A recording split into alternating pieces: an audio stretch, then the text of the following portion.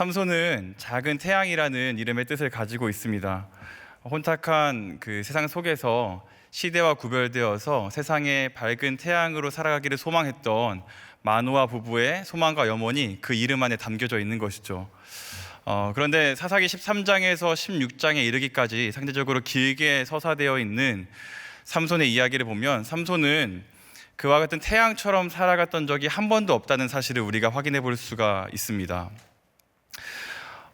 삼손은 태어나기 전부터 나실인으로 서원되었던 존재였습니다. 우리가 지금 통독하고 있는 민수기 6장을 보면 나실인이 자신을 구별하기 위해서 한 3가지 정도의 규정을 지켰어야 하는데 첫 번째가 포도나무에서 나온 것이 그것이 포도주든 아니든 먹을 수가 없었다는 사실입니다. 그런데 삼손은 어떻습니까? 성경 보면 삼손은 늘 취해 있습니다. 독주를 가까이 하고 허랑방탕하게 살아갔던 것이죠. 규정을 어긴 겁니다. 나실인의 두 번째 규정은 사체에 손을 대지 않는 것이었습니다. 그런데 또 삼손은 어떻게 합니까? 죽은 사자의 손을 대어서 꿀을 뜨고 블레셋 장병들과 싸울 때 죽은 나귀의 턱뼈를 만지는 것을 전혀 주저하지 않습니다. 역시 규정을 어기는 것이죠. 마지막 3번째는 머리에 삭도를 대지 않는 것, 그러니까는 머리카락을 자르지 않는 것이었습니다. 이건 이제 오늘 본문을 통해서 살펴보게 될 텐데 이렇게 본다면 삼손은 나실인으로서의 규정을 전혀 지키고 있지 않다는 사실을 우리가 확인해 볼 수가 있습니다. 심지어 성경을 자세히 보면 삼손은 규정을 못 지킨 것이 아니라 지키지 않았던 것입니다. 그러니까 지키려는 어떤 의지조차 없었다는 식으로 사사기의 저자가 삼손의 모습을 주목하여서 서술하고 있는 것이죠. 삼손은 사사로서 하나님을 위해서 산다거나 혹은 그가 책임있게 대해야 했던 이스라엘 백성들을 섬기는 방식으로 살아가지 않고 어떻게 살아갔습니까? 오직 자신의 욕망이 이끄는 대로 살아갔습니다. 자기의 원함대로, 자기가 끌리는 대로, 자기의 본능대로 살아갔던 것이 삼손의 삶이라고 그렇게 이야기할 수 있는 것이죠. 이렇게만 이야기하면 어떤 분들은 너무 삼손을 폄하하는 거 아니냐, 그래도 삼손이 사사인데 삼손에게도 어떤 공로가 있지 않느냐라는 식으로 반문을 하거나 반론을 하실 분들이 계실지 모르겠습니다. 이런 것이죠. 삼손이 그래도 이스라엘과 하나님을 위해서 목숨을 걸고 블레셋과 싸우지 않았느냐, 이렇게 이야기할 수 있을 겁니다. 그런데 성경을 정직하게 읽어보면 삼손이 블레셋과 싸웠던 그 마음의 동기가 하나님을 위해서라거나 혹은 이스라엘 백성들을 책임있게 대하는 모습으로서 존재했던 것이 아니라 그 마음의 동기가 자신의 사사로운 감정, 복수심이었다는 것을 우리가 확인해 볼 수 있습니다. 이렇게 본다면 오늘 본문을 포함해서 사사기에 기록된 삼손의 삶은 이렇게 요약해 볼 수 있을 것 같습니다. 태양이 어둠에 잡아먹히다. 매몰되지 말았어야 되는 그 어둠 가운데 그 태양이 잠식되어 버린 꼴로 그렇게 삼손의 모습이 소개되고 있는 것이죠. 오늘 본문도 이러한 맥락을 통해서 살펴볼 수가 있을 것 같습니다. 오늘 본문의 삼손은 들릴라와의 관계 속에서 굉장히 난처한 상황 가운데 처해져 있습니다. 여기서 잠깐 우리가 사사기를 조금 더 풍성하게 이해하기 위해서는 사사기 안에 담긴 그 워드 플레이를 몇 가지 이해하면 좋은데, 그 중에 하나가 이 이름에 관한 것입니다. 아까 삼손이 태양이라는 이름의 뜻을 가지고 있었다고 했는데 반대로 들릴라는 어둠 혹은 밤이라는 이름의 뜻을 가지고 있습니다. 그러니까 밤의 여인 들릴라인 것이죠. 그래서 오늘 내용은 밤과 낮 혹은 태양과 어둠의 서사라고 우리가 그렇게 볼 수가 있는 겁니다. 밤의 여인 들릴라가 작은 태양이었던 삼손에게 그 삼손의 힘의 근원이 어디서부터 비롯되는지, 그 강력한 힘을 어떻게 소유할 수 있는 것인지를 끈질기게 묻기를 시작합니다. 이 질문은 들릴라가 갖고 있었던 개인적인 호기심으로부터 비롯되는 것이 아니라 당시에 블레셋의 방백들의 사주로부터 비롯되는 것이죠. 여기서 방백들은 어떤 사람들이냐면 당시에 블레셋이라는 국가가 5 도시국가의 연합체였기 때문에 그 각각의 도시를 관장하는 사람들을 방백이라고 불렀습니다. 그러니까 지금 우리로 따지자면 도지사나 광역시장 혹은 미국으로 따지면 주지사 정도 되는 사람이라고 보시면 될 것 같습니다. 그런 사람들이 자신들의 원수가 되는 삼손을 잡기 위해서 들릴라를 찾아와서 각각 은 100개를 줄 테니 삼손의 힘의 근원과 이유를 알아와라, 이렇게 요청을 합니다. 이 은 100개씩을 5명에게 받았으니까 5,500, 은 1,100개를 5명에게 받았으니까 5,500개 받지 않았겠습니까? 근데 이 5,500개가 지금의 원화로 환산을 대략적으로 해보면 약 30억 원 정도 된다고 그렇게 추정을 합니다. 별로 놀라시지 않는 거 보니까 다들 현금성 자산 30억 정도는 가지고 계신 것으로 보입니다. 저는 이게 보는 때 되게 놀랐거든요. 30억이라니. 그러니까 드릴라가 그 금액에, 그 액수에 혹해가지고 삼손의 비밀을 파헤치기로, 삼손의 비밀을 방백들에게 알려주기로 작정을 한 것이죠. 앞선 3번 정도는 삼손이 잘 피해갔습니다. 거짓말을 하면서. 왜 거짓말을 했는지는 알 수 없지만 거짓말을 하면서 그 비밀에 대해서 알려주지 않았습니다. 반대로 드릴라 입장으로 보면 3번이나 속았기 때문에 이제 4번째 질문을 해야 될 때는 이 분노의 마음을 제어할 수가 없는 것이죠. 그래서 이야기를 합니다. 네가 나를 사랑하는데 3번이나 나를 속인 거는 나를 희롱하는 거다. 너가 정말 나를 사랑하면 진실을 말해라. 너가 진실을 말하지 않으면 나를 사랑하지 않는 것으로 알겠다. 이런 식으로 삼손을 코너에 몰아붙이기를 시작하는 겁니다. 근데 여러분, 참 재밌지 않습니까? 삼손과 드릴라가 정상적인 사랑의 관계 안에 있는 사람들이 아닙니다. 어떤 부부관계 안에 놓인 사람들도 아니고 이렇게 공식적으로 사랑의 관계라고 말하기에는 굉장히 애매한 요소들을 많이 갖고 있는데 삼손도 드릴라를 그렇게 대했지만 드릴라 역시 삼손을 자신의 욕망이라는 울타리 안에서 이용했던 거거든요. 그런데 그 이용하는 대상을 향해서 사랑을 운운하고 사랑에 기초한 요구들을 하고 있습니다. 참 재밌는 것 같습니다. 근데 더 재밌는 건 뭐냐면 삼손이 이 요청에 대해서 16절에 보니까 번뇌하여서 죽을 지경이다라고 이야기했다는 것이죠. 여기서 번뇌했다라는 이 표현은 마음과 어떤 정신의 상태를 말하는 것이 아닙니다. 본문의 어떤 의미를 더 직역을 해보자면 안절부절 못하고 뭔가 이렇게 불안해하면서 가만히 서 있지 못하는, 왜 우리가 고민이 있으면 계속 이렇게 돌지 않습니까? 같은 자리에 계속 반복해서 돌면서 고민을 해결하려고 머리를 굴리는데 마치 그러한 모습으로 삼손이 안절부절 못하면서 드릴라를 대했다는 것이죠. 이것도 참 재밌는 것 같습니다. 여러분, 삼손이 블레셋 장병 1,000명 앞에서도 이렇게 안절부절 못하는 모습으로 존재하지 않았습니다. 삼손이 블레셋과 싸울 때는 이런 모습으로 존재하지 않았습니다. 게다가 정상적인 관계였던 하나님을 향해서 단 한 번도 이런 식으로 애끌어하면서 하나님을 열망했던 적이 없습니다.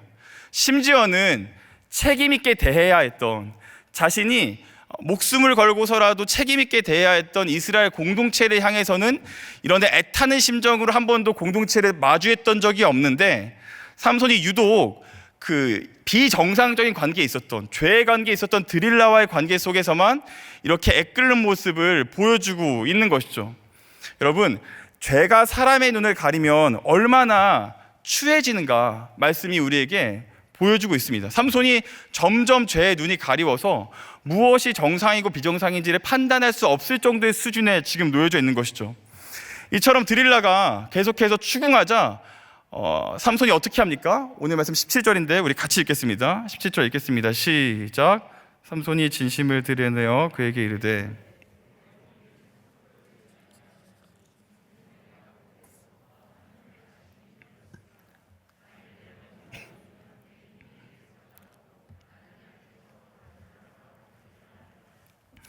우리가 이렇게 알고 있는 내용입니다. 삼손이 자신의 머리에 삭도를 대지 않은 것, 그러니까는 머리카락을 자르지 않는 것이 그가 가진 힘의 원천이라고 드릴라에게 이야기를 하고 있습니다. 근데 여기서 우리가 그냥 이렇게 교회 학교에서 배웠던 내용들을 중심으로 말씀을 볼 것이 아니라 맥락을 통해서 말씀에 있는 이 내용들을 중심으로 한번 좀 물어보고 생각해보고 질문해 보아야 합니다. 여러분, 여기서 지금 삼손이 드릴라에게 진실을 말하고 있는 것일까요? 삼손이 지금 드릴라에게 정말 자신의 힘의 원천이 머리카락이라고 이야기를 하고 있는 것일까요? 반대로 이야기해보면 삼손은 정말 자신의 힘이 머리카락으로부터 비롯되었다고 믿고 있는 것일까요? 성경을 보면, 맥락을 보면 그렇지 않다라는 것을 우리가 알 수 있습니다. 그 증거가 20절에 나오는데, 오늘 말씀을 이해함에 있어서 가장 중요한 우리 20절 말씀을 또 같이 읽겠습니다. 읽어주세요. 시작.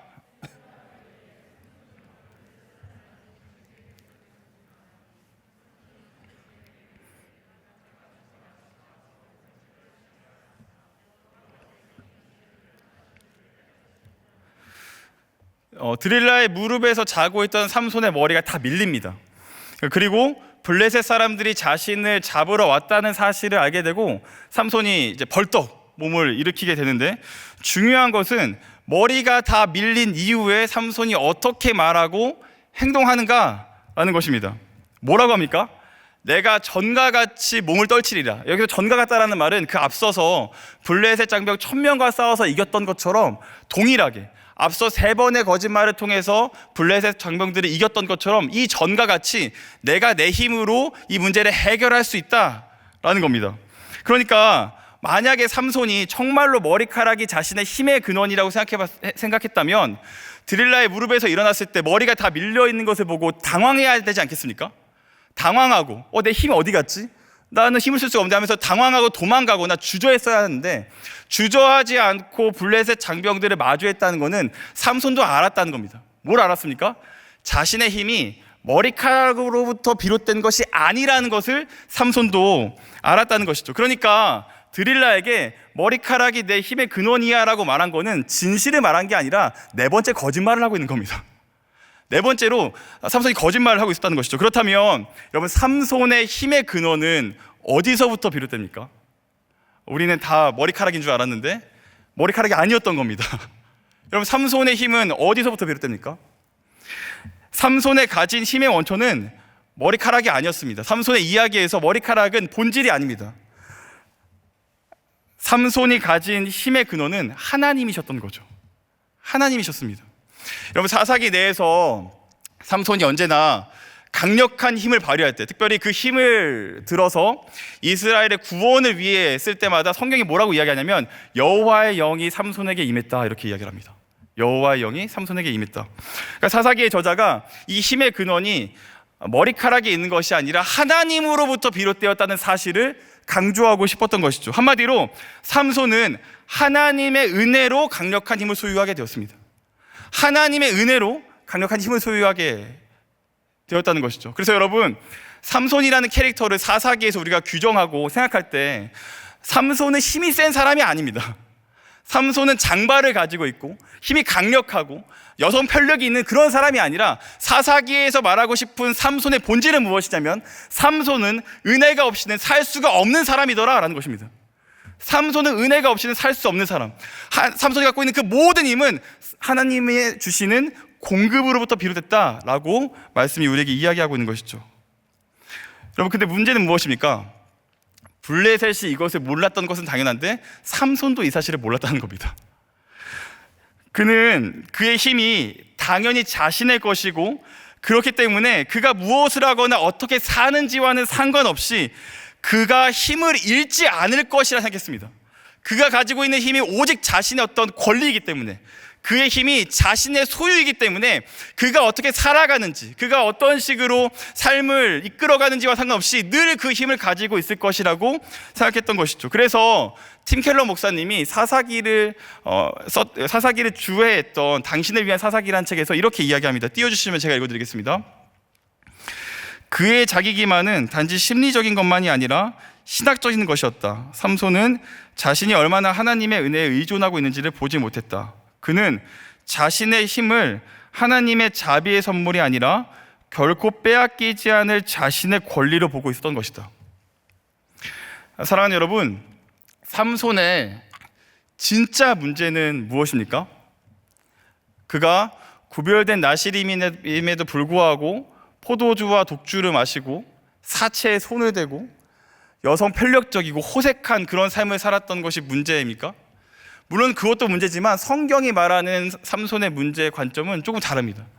성경이 말하는 삼손의 문제의 핵심은 무엇이냐면, 그가 하나님이 주신 것을 은혜로 여기지 않고 하나님이 주신 것을 자기의 권리로 여겼다는 것이죠.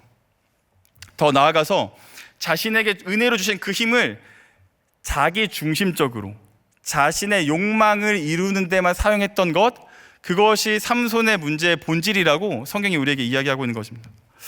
여러분 생각해 보십시오. 하나님께서 삼손에게 강력한 힘을 주었고 그 강력한 힘으로 고대 사회를 호령할 정도의 어떤 그런 힘의 아이콘으로 자리 잡게 하셨는데, 그렇다면 하나님께서 왜 삼손에게 힘을 주셨을까요? 삼손이 사사라는 것을 생각해 본다면 하나님을 위해서 그 힘을 사용하거나 혹은 그가 이스라엘을 섬기는 방식으로 그 힘을 썼어야 했다는 것을 의미합니다. 그런데 여러분, 삼손이 어떻게 살아갑니까? 그렇게 쓰지 않고 자기를 위해서, 그가 가진 힘을 외부를 향해서 썼어야 되는데 내부를 향해서 자기 중심적으로 사용했던 것, 그것이 문제라고 성경이 우리에게 이야기하고 있는 것이죠. 사랑하는 여러분, 사실 이와 같은 삼손의 모습이 이 시대를 살아가고 있는 저와 여러분의 내면의 목소리, 혹은 이 시대가 우리에게 하는 이야기와 크게 다르지 않은 것 같습니다. 여러분, 이 시대가 우리에게 하는 대표적인 거짓말 중에 하나가 무엇이냐면 당신의 인생은 당신의 것이기 때문에 당신을 위해서만 살라, 이렇게 말합니다. 너의 인생은 너의 것이니까 너의 만족함을 위해 살아가라. 이게 이 시대가 우리에게 하는 대표적인 거짓말입니다. 이게 얼마나 모순된 이야기인지 우리가 신앙을 차치하더라도 그냥 보편적인 상식선에서 생각해봐도 이것이 얼마나 잘못되고 모순된 이야기인지를 알 수가 있는 것이죠. 예를 들어서 여러분, 의료를 생각해 봅시다. 의료가 사람의 생명을 다루는 기술인데 의료를 자기 중심적으로 하는 겁니다. 나를 위해서. 그러면 어떤 일들이 벌어질까요? 돈이 되는 의료는 하고 돈이 되지 않는 의료는 하지 않는 것이죠. 돈이 되는 쪽에만 계속해서 의료인들이 모이고 정말 위급한 생명을 다루어야 되는 응급실에 사람이 없고 수술을 해야 되는 외과 의사들이 사라져가는 겁니다. 의료라는 것이 사람의 생명을 다루는 것인데 거기에 자기중심성이라는 것이 들어가기 시작하자 세상이 지옥으로 바뀌기를 시작합니다. 법조인들은 어떤가요? 법조인들이 자기중심적으로 법을 사용한다라고 생각해 봅시다. 그러면 돈이 되는 변호는 하고 돈이 되지 않는 일들에 대해서는 변호하지 않겠죠. 이 법이라는 것이 사회를 유지하고 구성하고 이루어가는데 중요한 핵심적인 요소를 차지하는데, 정의를 이루는데 굉장히 중요한 요소를 차지하는데 그 일들이 돈에 의해서, 자기 중심에 의해서 변질되기를 시작한다는 겁니다. 법이 돈에 의해서 자기 중심적으로 변해가는 것이 우리가 이 시대를 살아가는 시대의 목소리를 따라 살아가다 보면 자연스럽게 그렇게 된다는 것이죠.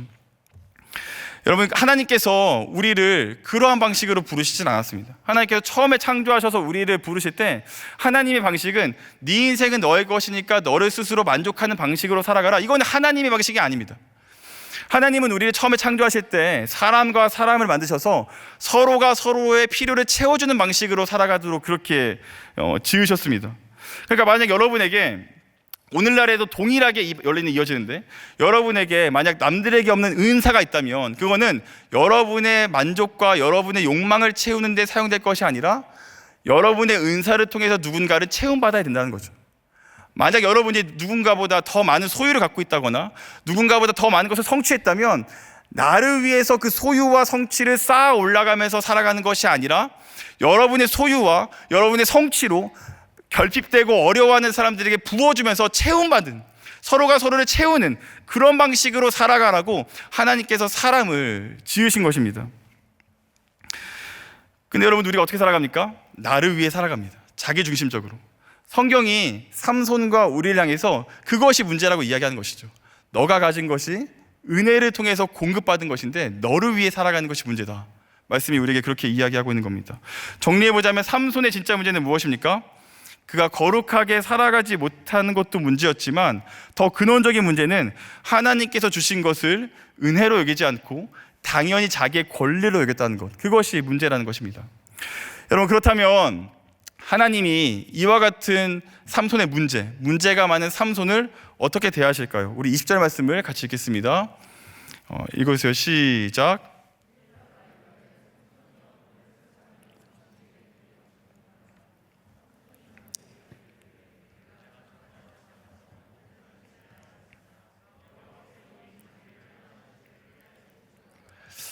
여러분, 하나님이 삼손을 어떻게 대하십니까? 하나님께서 삼손을 떠나버리십니다. 이 부분이 우리가 오늘 말씀을 이해함에 있어서 굉장히 어렵게 다가오는 부분이라 할 수 있겠습니다. 여러분, 그렇다면 말씀을 그대로 받아들이면 하나님이 삼손을 버리신 것일까요? 유기하시고 더 이상 사사로서 존재하지 못하도록 그렇게 처분하시고 더 이상 삼손을 필요로 하지 않으시며 삼손을 그냥 버려버리신 것일까요? 만약에 그렇다고 한다면 왜 지금일까요? 우리가 앞선 맥락 보면 삼손이 더 음란했던 적도 있고 더 악행을 저질렀던 적도 있고 더 도덕적으로 문제가 많은 행동을 했던 적도 있는데 왜 하필이면 머리를 깎은 지금 하나님께서 삼손을 떠나버리신 것일까요? 결론부터 말씀드리자면 여기서 떠나셨다라는 표현은 하나님께서 삼손을 버리셨다라는 것을 의미하는 게 아닙니다. 이것을 어떻게 알 수 있냐면 성경 자체가 이 표현이 그런 것이 아니라는 것을 증거하고 있습니다. 우리가 소위 믿음의 선진들이라고 불리는 신앙의 선배들이 쭉 나열되어 있는 믿음장이라 부르는 히브리서 11장을 보면 32절에 삼손의 이름이 그 믿음의 선진들의 이름 한가운데에 함께 등재되어 있다는 사실을 확인할 수가 있습니다. 이렇게 본다면 성경은 삼손을 의인 혹은 믿음의 선진 중에 한 명으로 소개하고 싶은 것이죠. 그렇다면 여기서 버렸다는 것은 하나님께서 삼손을 유기하셨다라는 의미는 아닌 것 같습니다. 그렇다면 하나님이 삼손을 떠나셨다는 것에는 도대체 어떠한 의미가 있는 것일까요? 마치 이런 것과 같습니다. 여러분, 저는 대학에서 사범대학을 졸업했습니다. 그래서 덕분에 매 학기마다 교육학 수업을 들었어야 했는데 그 교육학 수업 중에 한 과목이 교육 과정 및 평가라는 수업이 있었습니다. 교육 과정 및 평가. 쉽게 말해서 한 학기 동안 혹은 정해진 어떤 기간 동안 어떻게 교육 과정을 효율적으로 구성해서 그 교육 과정이 잘 이 학습자에게 이수가 되었는지를 평가할 수 있는가 라는 이런 전반적인 내용들을 배우는 것이었는데, 그러다 보니까 어쩔 수 없이 이 시험에 관한 이야기들을 나누고 배울 수밖에 없었습니다. 저희 교수님이 어느 날은 저희에게 이제 질문을 하시는 거죠. 여러분, 좋은 시험이란 무엇일까요? 좋은 시험이란 무엇일까요? 좋은 시험? 모두가 다 100점 맞는 거 아닌가? 좋은 시험? 오픈북이 좋은 시험 아닌가? 뭐 이런 생각하고 있는데 교수님께서 뭐라고 하시냐면, 좋은 시험은 내가 무엇을 모르고 있는지 알려주는 시험입니다, 이렇게 말씀하시더라고요. 우리는 흔히 시험을 이렇게 생각하잖아요. 내가 80점을 맞으면 80점만큼 얻은 것을 생각하고 20점을 잃었다는 것으로 생각합니다. 그러나 시험의 본질은 뭐냐면 80점 얻은 게 중요한 게 아니라 내가 모르는 20점이 뭔지를 알려주는 거죠. 오늘 본문에서 말하는 떠나셨다라는 것이 삼손에게는 이와 같은 시험의 시간이었다는 겁니다. 그러니까 하나님이 삼손의 시간 속에서 마치 하나님이 삼손의 시간 속에서 임하시지 않은 것 같고, 삼손의 입장에서 봤을 때 하나님이 더 이상 삼손의 삶에 개입하시지 않는 것 같은 시간들을 통해서 하나님이 삼손에게 알려주셔야 될 게 있었다는 겁니다.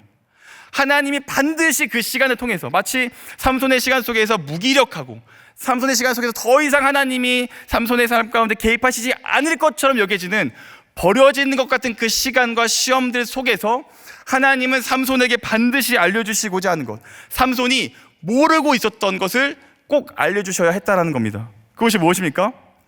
하나님께서 말씀하시는 거죠. 너는 너의 힘으로 살아갈 수가 없다. 너는 너의 힘을 의지하며 살아갈 수 없고 내가 공급하는 것을 통해 살아갈 수 있다. 너는 너의 힘을 의지하며 살아갈 수 있는 존재로 부름받지 않았고 나의 은혜를 통해서만 살아갈 수 있는 존재로 부름받았다. 하나님이 삼손에게 이와 같은 사실을 알려주시고자 했던 겁니다.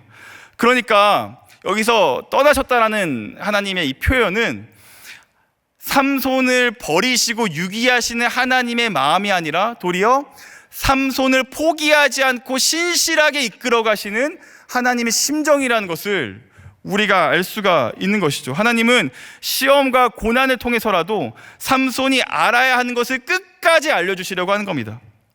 정리해보자면 여러분, 하나님은 삼손의 문제를 어떻게 대하십니까?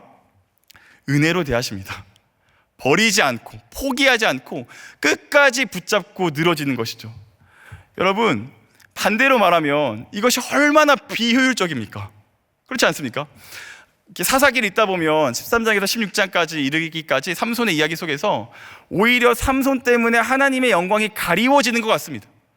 삼손을 통해서 이스라엘이 보호받아야 되는데 오히려 이스라엘이 위기에 처해지는 것 같습니다. 하나님께서 삼손이 아니어도 되는데, 하나님이 삼손 말고도 대안적인 인물들을 통해서 하나님의 나라의 역사를 이루어 가실 수 있을 것 같은데, 하나님은 삼손이 아니면 안 될 것처럼, 마치 삼손이 아니면 더 이상 대안적인 인물이 없는 것처럼 삼손을 대하시고 있는 것이죠. 사랑하는 여러분, 우리는 이와 같은 사랑을 받고 있는 인생들입니다.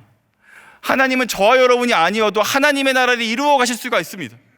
굳이 여러분과 저처럼 흠이 많고 한계가 있고 은혜를 주면 은혜인지를 모르고 끊임없이 나의 중심성으로, 나를 중심해서 욕망을 따라 살아가는 사람들이 아니더라도 하나님은 하나님의 나라를 이루어 가실 수 있습니다. 그런데 성경은 우리를 포기하지 않는 하나님의 사랑이 마치 우리가 아니면 안 될 것처럼 우리를 붙잡고 늘어진다고 이야기하는 것이죠. 소망하기는 그 하나님의 사랑을 경험하고 그 하나님의 사랑에 붙들려서 여러분의 일상을 살아갈 수 있는 저와 여러분들에게 주님의 이름으로 축원합니다. 여러분, 이처럼 은혜로 대하시는 하나님의 모습은 여기서 끝나질 않습니다. 힘을 잃고 이제 두 눈이 뽑힌 채로 블레셋 가사 지역으로 삼손이 끌려갑니다. 이게 참 재밌는 게, 불과 몇 절 전에, 그러니까 며칠 전에 삼손은 이 가사 블레셋의 한 중심에 들어와서 성문을 뜯어가지고 거기 있는 블레셋 사람들을 희롱할 정도로, 반대로 블레셋 사람 그 누구 하나 그렇게 블레셋을 조롱하고 있는 삼손을 향해서 대항하지 못했을 정도로 삼손은 입지전적인 인물이었었는데, 지금 삼손이 눈이 뽑히고 힘을 상실한 채로 줄에 묶여서 옥에 가두어져 있습니다. 옥에 가두어져서 어떤 일을 합니까? 맷돌을 돌리는 일을 했다고 합니다. 우리가 흔히 어렸을 때 뭐 만화나 뭐 영화나 뭐 이런 거 보면서 삼손이 이 맷돌을 돌리는 걸 어떻게 이해하냐면, 눈이 뽑힌 채로 이렇게 안대 같은 거 칭칭 감겨져 있고 엄청 커다란 맷돌을 이렇게 밀고 가는, 큰 소 같은 것들이나 이렇게 끌 수 있을 것 같은 맷돌을 끌고 가는 그런 삼손의 모습을 상상합니다. 그러니까 두 눈은 뽑혔지만 여전히 힘이 남아있는 삼손을 생각하는데, 본문의 내용을 자세히 살펴보면 그렇지가 않습니다. 우선 동물의 힘으로 돌리는 커다란 회전식 맷돌은 당시에 발명되지가 않았습니다. 그리고 21절을 보면, 21절을 좀 직역해보면 그가 옥에서 맷돌질을 하는 자가 되었다, 이렇게 직역할 수 있는데, 이 말은 뭐냐면 당시에 맷돌이라는 게 널쩍한 그 아래짝에다가 야구방망이 같은 이 윗짝을 굴리면서 곡식을 빻는 그런 형식으로 되어 있습니다. 어떤 건지 대충 이해가 되시죠? 이렇게 바닥에 돌멩이가 있고 큰 바위가 있고 그 위에 이렇게 방망이로 곡식을 빻는 겁니다. 근데 이렇게 하면 여러분, 자연스럽게 곡식을 빻는, 맷돌을 돌리는 사람은 어떤 자세를 취할 수밖에 없냐면 쭈그려 앉아서 굉장히 옹졸한 자세를 취할 수밖에 없습니다. 마치 우리나라 그 재래식 빨래판에 빨래를 비비는 그런 모습과 비슷한 것이죠. 불과 얼마 전에 이곳에서 블레셋에 있는 모든 사람들이 희롱하면서 천하를 호령했던 삼손이 지금은 머리가 잘려서, 머리카락이 잘린 거군요. 머리카락이 다 밀려서 뭔가 이렇게 힘이 하나도 없고 초라한 모습으로 거기서 곡식을 빻고 있는 모습을 보여주고 있습니다. 그런데 여러분, 성경은 이와 같은 삼손의 모습을 더 비참하고 초라하고 남루한 방식으로 우리에게 설명할 수 있는데, 성경의 관심은 거기에 있지 않습니다. 성경의 관심은 어디에 있냐면 재미있게도 머리카락에 있습니다. 삼손을 잡아간 블레셋 사람들이 그 이후에 삼손이 머리카락이 자라도록 내버려 두었다는 사실에 대해서 말씀이 주목하여서 서술합니다. 우리 22절 말씀인데요, 우리 같이 읽겠습니다. 읽어주세요. 시작. 여러분, 블레셋이 지금 드릴라에게 받은 첩보를 통해서 보자면 삼손의 힘은 그의 머리카락으로부터 비롯되었다고 그렇게 블레셋은 이해하고 있을 겁니다. 그렇다면 여러분, 블레셋 사람들의 입장에서 삼손을 잡아왔을 때, 그래서 삼손이 국가적인 원수고 과거에 엄청난 일들을 하지 않았습니까? 그러면 가장 예의주시하면서 경계하며 보았을 것이 무엇이었을까요? 머리가 자라나 안 자라나를 봤어야 합니다. 머리가 좀 자라는 것 같으면 데려가서 밀고, 머리가 조금 긴 것 같으면 또 데려가서 밀고, 뭐 이런 식으로 머리카락이 자라는지에 대해서 예의주시하면서 보았어야 하는데 블레셋이 그렇게 하지 않았다라는 것이죠. 왜 그랬을까요? 이제 막 눈이 뽑혀가지고서는 더 이상 힘을 쓸 수 없으니까 그랬다라고 하기에는 과거의 삼손의 행적들이 어마어마해서 그렇게 이해하기는 쉽지가 않을 것 같습니다. 그렇다면 그 블레셋은 왜 그렇게 삼손의 머리가 자라는 것을 내버려 두었을까요?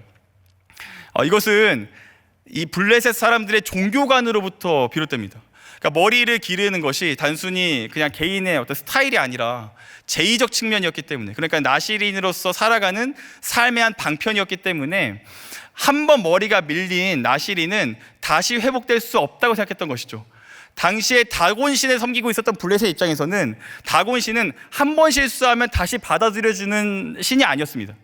다곤신뿐만 아니라 블레셋이 믿고 있었던 모든 종교들은 한 번 나가떨어진 사람에게 대해서는 다시 기회를 주지 않은 그런 신들이었기 때문에 삼손이 머리가 자라는 것이 삼손의 회복으로 이어질 거라는 생각을 하지 않았던 것이죠. 한 번 실패한 삼손은 더 이상 나시린일 수가 없다라고 생각했던 겁니다. 여러분, 정말 그렇습니까? 정말 삼손은 회복할 수 없고 그가 실수했기 때문에, 넘어졌기 때문에 삼손은 더 이상 사사로서 그 역할을 할 수가 없게 되는 것일까요? 성경은 그렇지 않다라고 이야기합니다. 무엇이라고 이야기합니까? 그의 머리털이 밀린 후에 다시 자라나기 시작했다. 제가 오늘 본문의 제목을 여기서 착안했는데, 제가 본문의 제목을 이렇게 기재한 다음에 많은 목사님으로부터 항의 전화를 받았습니다. 너가 머리숱이 많아가지고 제목을 이렇게 지었냐, 이렇게 너가 이 아픔을 아냐, 이렇게 하는데, 하여간 그런 의미가 아니라 본문에서 말하는 머리털이 자랐다는 것은 물리적으로 머리털이 자랐다는 것을 의미하는 것이 아니라, 머리털은 삼손의 어떤 힘의 근원을 말하는 것이 아니라 삼손이 어떠한 사랑을 받고 있는지를 설명하는 요소인 것이죠. 그렇게 보자면 삼손이 어떤 은혜를 받고 있는지를 보여주는 요소라고 했을 때, 삼손이 깎였던 그 은혜, 삼손이 더 이상 실패해서 일어설 수 없을 거라고 생각했던 그 지점에서도 여전히 하나님은 삼손의 손을 붙잡고 계시며 여전히 하나님은 삼손에게 은혜를 주신다라고 이해해 볼 수가 있는 겁니다. 여기서 우리가 주목해서 보아야 될 게 시작했다라는 이 표현입니다. 여러분, 사사기의 저자가 그냥 머리가 자랐다, 머리가 길어지더라 라고 말하지 않고 머리털이 자라기 시작했다라고 이야기합니다. 이게 한국어로 보면 뭐가 다른가 싶은데, 원어로 보면 상당히 부자연스러운 동사가 여기에 첨가되어 있다는 것을 볼 수가 있습니다. 그러니까 여기에는 이 사사기의 저자의 의도가 깔려 있는 것이죠. 이 시작하다라는 단어는 삼손의 이야기에서 이미 굉장히 중요한 순간에 쓰인 적이 있습니다. 언제냐면 하나님의 사자가 삼손 부모에게 나타나 이 아이가 태어나면 이제 어떤 일을 할 건지, 어떤 부르심을 받았고 어떠한 사명이 있는지를 소개할 때 이렇게 소개합니다. 우리 사사기 13장 5절인데요. 같이 좀 읽겠습니다. 이거였어요. 시작.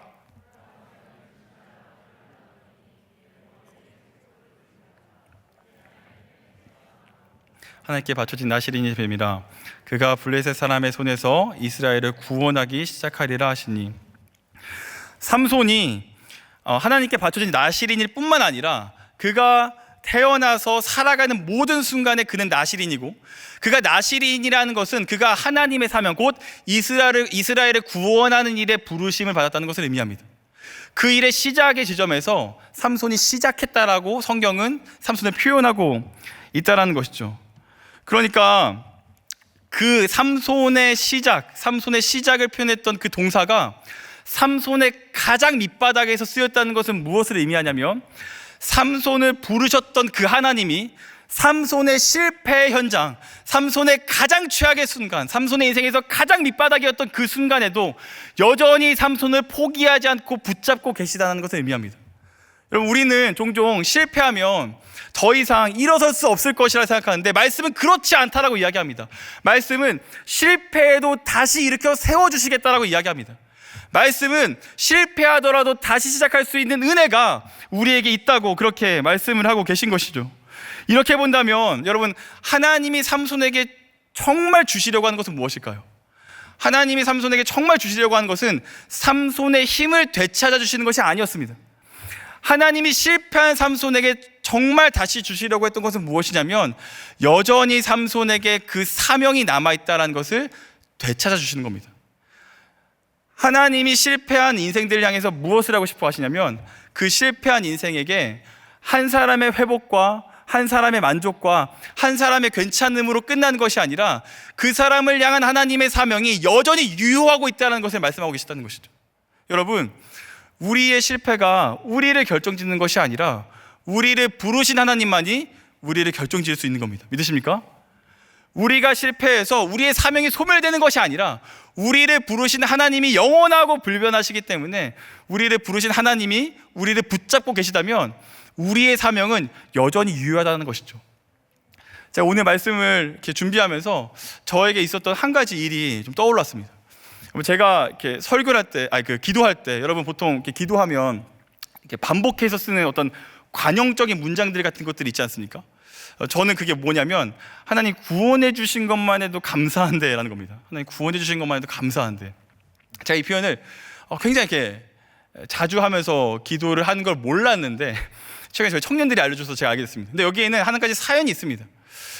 제가 군대를 다녀와서 이렇게 굉장히 뭔가 신앙적으로 바닥을 치고 메말랐던 그런 시간들이 있었는데 문제는 뭐냐면 제가 그렇게 메마른 시절에도 신학생이었다는 사실입니다. 제가 총신대를 다녔기 때문에 아무도 그러한 사실에 대해서 알지 못했고 특별히 교회 어르신들이 제가 그럴 거라는 생각을 못했던 것 같습니다. 그래서 당시에 이제 저희 교회가 부흥회를 하는데 그 부흥회 때 드럼을 칠 사람이 없으니 네가 와서 쳐라라고 이야기를 하는 거예요. 부흥회가 그 당시에 어떻게 있었냐면 새벽에 있고 오전에 한 번 있고 저녁에 한 번 있고 이거를 4일 동안 합니다. 근데 너는 신학생이니까 와서 드럼 쳐라 이렇게 이야기했을 때 제가 만약에 그걸 하지 않으면 지옥에 떨어질 인생으로 여겨졌을 것가 분명하기 때문에 제가 그 요청을 받아들일 수밖에 없었습니다. 어제 새벽에 제가 아침에 일어나가지고서는 가기 싫은 몸을 이끌고 이렇게 교회를 갔는데 문제는 뭐냐면 거기 계신 모든 그 작년의 성도님들이 이 찬양이 이루어지는 모든 과정의 시스템 설정을 할 줄 모른다는 사실이었습니다. 그러니까 이쪽에는 뭐 마이크 줄이 있고 이쪽에는 마이크가 있고 시스템은 하나도 켜져 있지 않고 그래서 계속 묻는 거죠. 범 씨가 이 마이크는 왜 안 나오니? 키질 않았으니까요. 범 씨가 이 PPT는 왜 안 나오니? 그냥 엔터를 누르시면 돼요. 막 이런 식으로 하나하나를 막 다 설명해야 되는데 그 모든 것들을 다 제가 설치하고 나서야 드럼을 쳤습니다. 그렇게 하고 드럼을 치는데 드럼 전혀 제가 치고 싶지 않은 곡들로 막 이루어져 있고 그렇게 하고 다 끝났으면 다 좋아요. 다 끝나면 그 작년에 계신 분들은 이제 너무 은혜에 감격해서 서로 교제하고 나가시는 거죠. 그럼 아까 설치했던 거 누가 풀어야 돼요? 제가 풀어야 돼요. 그래서 그 뭐 마이크 줄을 그거 다 풀러가지고 제가 막 묶고 그 마이크 다시 다 꽂고 아까 켰던 거 다 끄고 PPT 다시 끄고 이런 것들을 제가 하루에 3번을 4일씩 반복해야 됐습니다. 제가 마음이 메말라 있으니까 이틀째 저녁이 되는 그 집회를 가면서 생각했던 게 오늘 밤에는 내가 썩은 우유를 먹어서라도 내일 아침에 나오지 않겠다 이렇게 다짐하고 마지막 내가 섬기겠다 하고서는 갔어요. 가가지고는 다시 마이크 설치하고 줄 뭐 끼고 PPT 끼고 최악은 뭐였었냐면 저희 교회가 굉장히 보수적이어서 이 강단보다 어떻게 이 스피커가 위에 있냐 그래서 막 제 몸집만한 스피커를 이렇게 매번 이렇게 끌어 올렸어야 되거든요. 근데 제가 그걸 이렇게 올리다가 막 쓰러지고 허리 아파하고 했는데 그걸 이렇게 올리고 그래 이제 오늘 마지막이야 하고 드럼 쳤는데 제가 죄송하지만 그때 오셨던 강사 목사님이 누구신지 설교 제목이 뭐였는지 본문이 뭔지는 하나도 기억이 나지 않는데 제가 그날 그 집회에서 완전히 뒤집어졌습니다. 예배당을 오는 김범식은 완전히 메말라서 들어왔는데 그 들어와서 예배를 드린 김범식은 완전히 충만해져서 인생이 변화된 거죠. 근데 그 인생이 변화되자 저한테 왔던 첫 번째 변화가 뭐냐면 제가 해야 되는 일들에 대한 시선의 변화였습니다. 아까는 분명히 시작할 때는 마이크 꽂기 싫고 이거 왜 나한테 시키지 불만을 토로했었는데 그 다음부터는 그 모든 것들이 감사로 여겨지기 시작했습니다. 마이크 줄을 감는데 제가 거짓말이 아니라 진짜입니다. 마이크 줄을 다시 이렇게 푸는데 하나님 구원해 주신 것만 해도 감사한데 이렇게 저한테 마이크 줄을 감을 수 있는 헌신할 수 있는 기회를 주시다니 너무 감사합니다. 마이크를 꽂으면서 하나님 저를 구원해 주신 것만 해도 감사한데 이렇게 마이크를 꽂으면서 헌신할 수 있는 기회를 주시면 감사합니다. 절정은 무엇일까요? 그 스피커죠. 그 스피커 내리면서 제가 주저앉았습니다. 너무 무거워가지고 주저앉아서 제가 울면서 기도했습니다. 하나님 제가 구원받은 것만 해도 감사한데 이렇게 무거운 짐을 주셔서 하나님 위해서 헌신할 수 있는 시간을 주시면 감사합니다. 제가 그때부터 모든 것들이 그렇게 보이기 시작했습니다. 하나님 구원해 주신 것만 해도 감사한데 저에게 이와 같은 사역들을 허락하시면 감사합니다. 여러분 삼손을 통해서 우리에게 주시는 하나님의 말씀이 그와 같습니다. 하나님이 우리를 구원해 주신 것만 해도 감사합니다. 그렇지 않습니까? 굳이 우리가 아니어도 되는데 우리를 구원해 주셔서 하나님이 하나님의 나라를 이루어 가십니다. 하나님은 우리 한 사람을 회복하실 때 그저 한 사람이 신앙의 토대 위에서 흔들리지 않는 믿음을 가지고 살아가는 것으로도 충분하지만 하나님의 부르심에는 그 넘어서 하나님의 그 계획 속에서 하나님의 사역을 이루시도록 끝까지 포기하지 않고 우리를 부르신다는 것이죠. 하나님은 우리를 회복시키실 때 개인의 메마름과 개인의 결핍과 개인의 업떠함들을 충분하게 공급하셔서 메마르지 않게 회복하신 이후에 하나님은 반드시 그 사람을 사명의 자리로 이끄십니다. 사명의 자리로 이끄십니다. 사랑하는 여러분, 그러니 만약 여러분들에게 은혜가 필요하시다면, 회복이 필요하시다면 단순히 여러분의 한 사람의 회복과 은혜와 내 어떤 만족을 위해서 기도하시거나 헌신하시거나 작정하지 마시고 여러분의 사명을 위해서 기도하시기를 부탁드립니다. 하나님은 우리를 회복시키실 때 우리의 사명까지도 회복시키셔서 다시 사명의 자리로 이끄시는 분이십니다. 소망하기는 그 하나님의 부르심에 합당하게 반응하여서 개인의 구원뿐만 아니라 하나님의 사명, 하나님의 선교에 우리의 전 생애를 내어드리는 저와 여러분 되기를 주님의 이름으로 축원합니다. 말씀을 정리하겠습니다. 여러분, 사사는 하나님께서 부르실 때 하나님을 위해서 또 공동체를 섬기기 위해서 부르신 존재들입니다. 그렇기 때문에 사사 삼손의 회복은 한 사람 개인의 회복일 뿐만 아니라 공동체의 회복이었습니다. 여러분, 하나님께서 저와 여러분 같은 신약의 성도들과 교회를 부르실 때 우리 개인의 어떤 신앙과 개인의 어떤 믿음만을 위해서 부르시지 않았습니다. 우리를 통해서 하실 일이 있다고 하십니다. 복음을 통해서 구원받은 이후에 우리를 통해서 하나님의 나라를 이루어 가시겠다고 하십니다. 그러니 여러분이 절망하고 주저앉아 있는 실패의 자리에서도 하나님은 여전히 여러분들을 향한 그 사명을 포기하지 않고 계십니다. 소망하기는 그 하나님의 음성이 들리고 그 하나님의 회복의 자리에서 저와 여러분들이 하나님의 선교를 위해서 쓰임받기를 자처하게 되기를 주님의 이름으로 축원합니다. 이 시간 기도하시겠습니다. 이 시간 기도하실 때 오늘 말씀을 따라서 하나님께서 여러분들에게 주신 은혜가 있다면 성령님의 인도하심에 따라 기도하시고 또 여러분이 가지고 나오신 기도의 제목 따라서 함께 기도하심으로 나아가시겠습니다. 기도하시겠습니다. 감사합니다. 주님, 오늘도 우리 가운데 말씀을 통하여서 주님 주시는 은혜를 허락하게 하시고 하나님 그 은혜를 쫓아서 우리가 하나님의 어떤 부르심이 있고 어떤 계획